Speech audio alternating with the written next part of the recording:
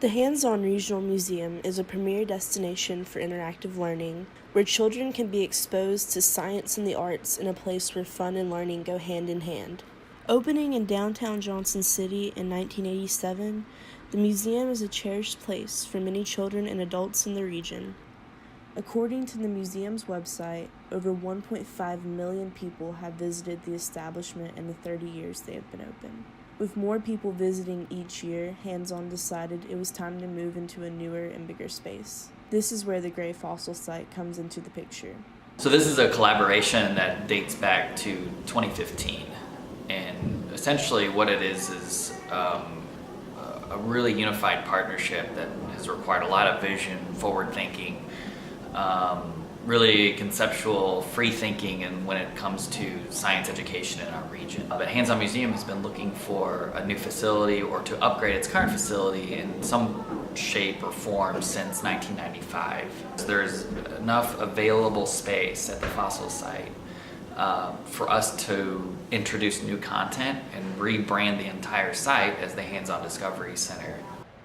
But with business growing in downtown Johnson City, why would the museum want to leave now?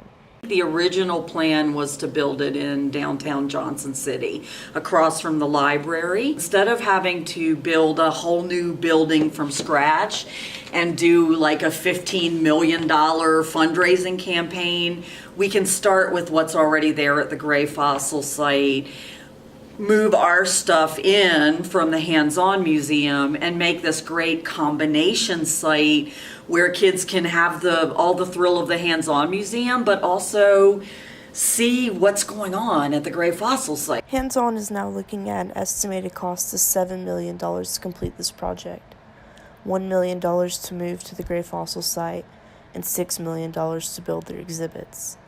Even though this is cheaper than the original $15 million project, the museum will still need lots of donor support to meet these costs. You overturn every stone you can to get funding, and so there's always a mix of public and private funding. The latter, the $6 million, the second phase, is more of a 5 to 7 year long-term vision. That's going to be the private phase, where we're going to go to individual donors and grants and foundations and do all those things that take a lot of work to get people on board with the project.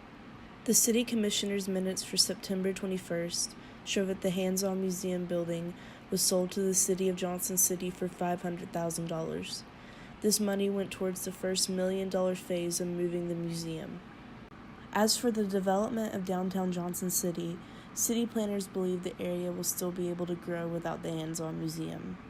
Hands-On it has been wonderful for downtown. It has been great for families and schools in the region, but now they're ready to take a step forward, and we can't fault them with that. And so, we're going to do everything that we can to support them. They're still staying in Washington County. They're not leaving our region, and we just know that there will be a void there, but we're being proactive to fill that void. But we also understand the benefit of having the management team from Hands-On, which are just very experienced.